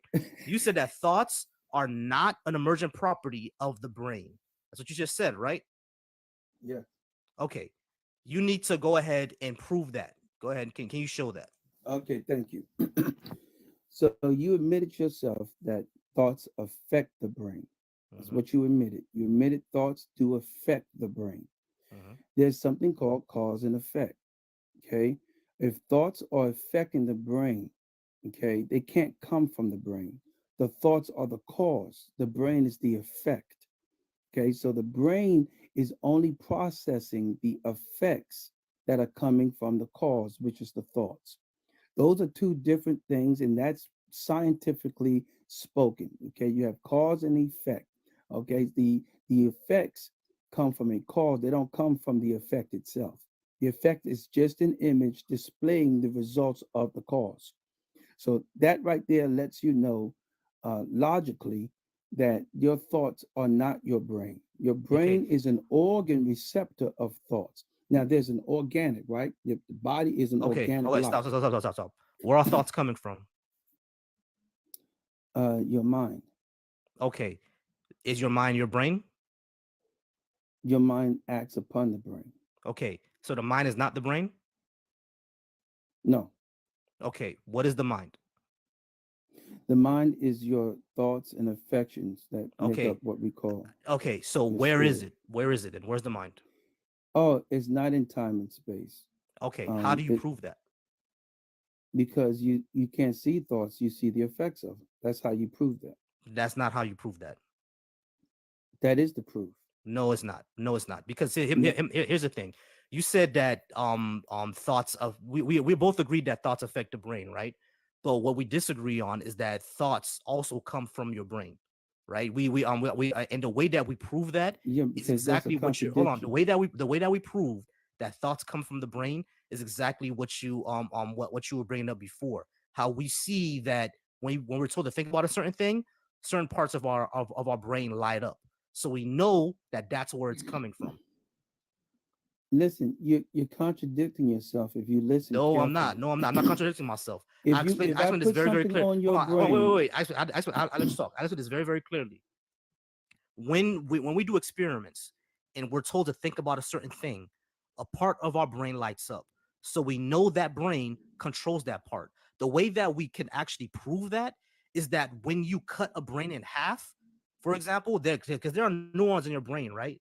If you cut out a certain part of that neuron to the brain, so for it won't communicate, if you tell a person to think about that thing, it won't do it anymore. So we know that that's where it comes from. We know that that's where the brain comes from. For example, they did an experiment. They did an experiment for people who had like epilepsy, right? They cut the neuron in your brain that connects the left half, the right part of your brain to the left part of your brain. And whenever they told a person to do a certain task, to think about a certain thing, the part that controls that action, it wouldn't respond. So we know that's where it comes from. Okay, so let me clearly show you. I don't know how you don't see you contradicting yourself. I really don't understand. Okay, let me explain it again. Let me explain it again. Wait, no. I got hold you. on. I got you. I understand what you're saying. Let me just reply. I got what you're saying. No. I'm gonna repeat it again to show how I'm not contradicting myself. Man. There's a right half of the brain and a left half of the brain. For people who used to have epilepsy, a treatment was to cut the brain in half, to cut the neuron that makes the right half and the left half communicate. The right half of your brain controls one part of your body. The left half controls another part of your body. For the people who have a split brain, when they told them to pick up something with your left hand, which is what the right hand with the right part of your brain does, guess what? They didn't pick it up because the right half of the brain could not communicate. Okay, so we know that's where thoughts. Let me ask you this. Hold on, wait. Stop. We know that's where thoughts come from. There is no other way to show to show that. If thoughts were something else and people were able to split the brain in half, they would still be able to pick it up with their left hand. But they weren't. Okay, so let me ask you this. When they was told to pick it up with their left hand, did they comprehend that? Yes, but they didn't pick it up. Okay. Because listen, the right brother, half of the just brain take it could easy, not man. communicate. Let me get somewhere, brother. I'm letting you talk. You told me you was gonna let me talk. I mean, I'm trying to get somewhere Go with you. I ahead, bro. truly Go ahead. am. Don't bitch. Go ahead. Go ahead. Okay, so yeah, I'm not. I'm just you're not letting me open my mouth. Okay, so the thing is here, you admitted that they comprehended, right? That's thoughts, brother. They comprehend what was being told them to do. That's the mind. When they begin to act on it, that's the brain. They can't act because there is a malfunction there. And that's where I told you before. The thoughts are impaired to come through because of the brain damage. It can still comprehend it. That's the mind. That shows you the separation of the mind from the brain. The mind consists of thoughts, understanding, will. Okay, but when that's separated, it can't act through the brain because the brain is not functioning correctly. That's what I was telling you before. Okay, but that actually proves that the mind is in the brain, because if your brain is damaged and you cannot communicate with it, the mind is in the brain, because otherwise it would have communicated with it. Brother, do you hear yourself? I Yes. mean, I'm not being rude. I'm Yes, asking you. I hear myself. Hold on, wait, hold on, hold on, Theo, hold on. Wait. Let me. No. Let me say this again. I'm gonna say this again. Wow. This would actually prove that the mind is in the brain, because how else would it communicate? Okay, so what I'm saying to you, brother, that if it was in the brain, if the mind was in the brain, then the person could do what you're saying that they're telling them to do. No, they couldn't, because their brain is damaged. Exactly, brother. Don't you see that? That's what I'm saying to you. Right. That's how the mind and the brain is connected. Wait. That's how the mind and the brain is connected. The mind is what they comprehend. Can you show me a mind without a brain? Can you show me a mind without a brain?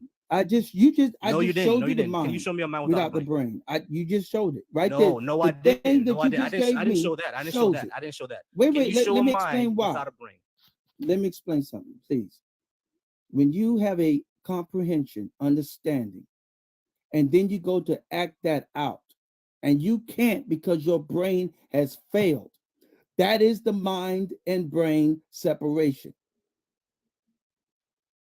You cannot act it out. You cannot act out what your mind says to do, because the brain is impaired, not the mind.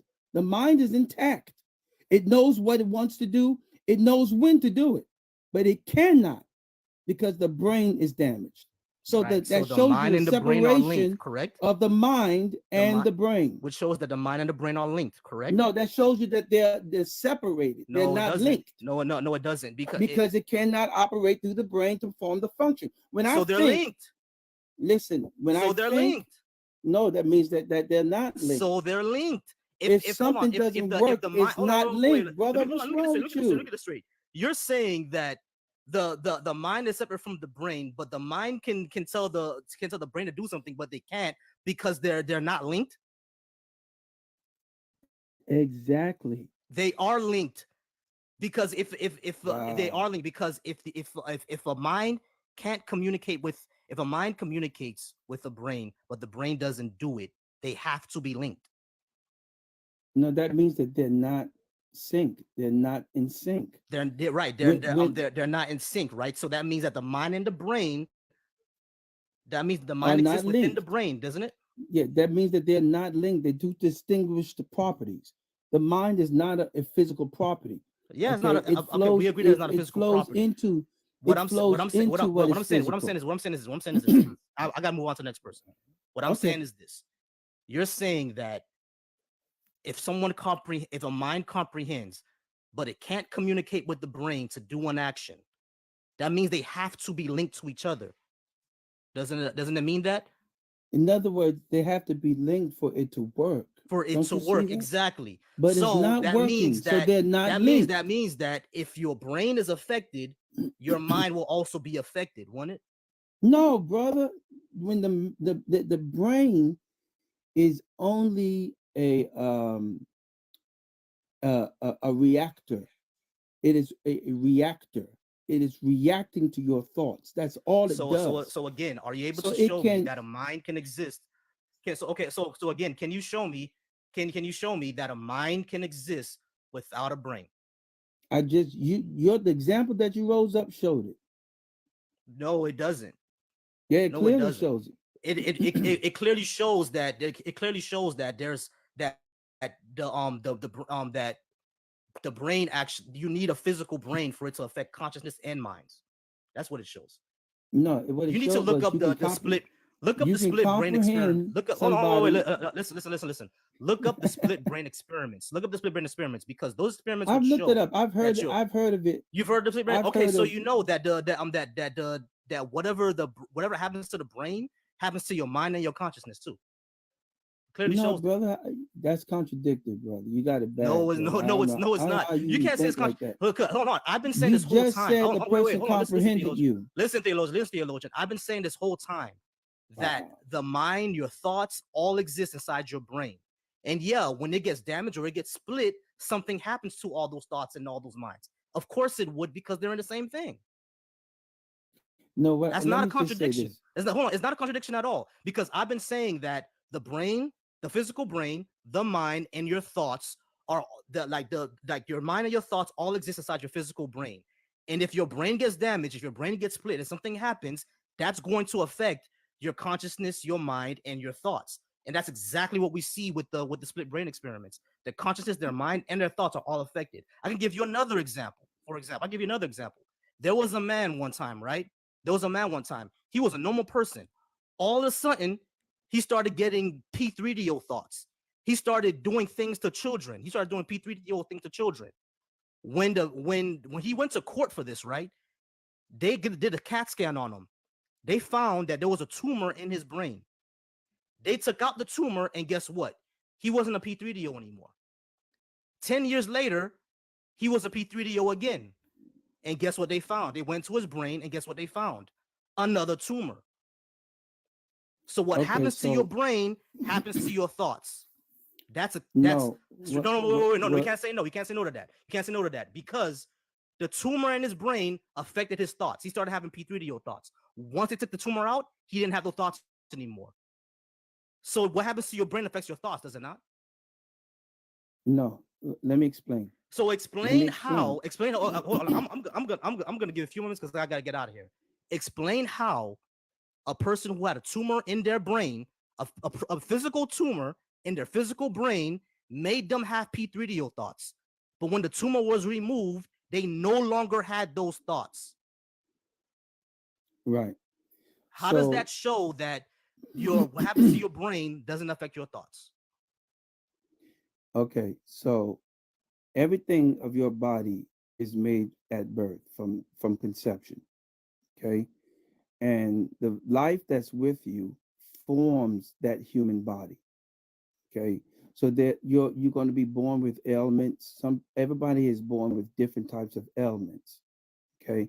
So that life acting into that body, okay, when the brain or the body is not in a functional, healthy operation, right? When life flows through it, okay, what happens is that there's an alteration. Okay, you can't think right. You can't think you can't think orderly. Your thoughts can be very far off. There's certain even chemicals that, like steroids, can actually make you meaner. Just because of the imbalance from the body not being in sync with the mind that flows into it. And it can cause all kinds of mental derangements and things like this. So it's just like, if you have a bad heart and you run faster than your heart can handle it, you're going to have a heart attack, right? You're going to pass over. But if I fix your heart and give you a new heart, now you can handle what my will and desire and drive wants to do. Everything would be in order then. So all the effects are dependent on the body's full function and preparation of the mind working in it. And that's None the of this best way I actually can tell you, responded to because my question, bro. Bro, hold on, bro. None of this actually responded to my question. I asked you a very, very clear question. And this is a very, very clear scenario. I And this fully is a real life responded to your scenario. question. No, wait. This is a real life scenario. I need you to answer that direct question. This person had a tumor in his brain, a physical tumor in his physical brain. It affected his thoughts. The moment they took out that tumor, the thoughts disappeared. If what you're saying is true, how do you explain that? Because I've been saying this I entire just told you time the that hold thoughts on, wait. coming I've been saying this in. entire time that hold on. I've been saying this entire time that your thoughts are in your brain. And what happens to your brain affects your thoughts. This case that I'm giving you is a very clear-cut example of that. And all you said was about hormonal imbalances. I'm not asking about hormonal imbalances. We're asking about the brain. We're talking about the brain and the thoughts. And I said from Yeah. the beginning that thoughts are in your brain.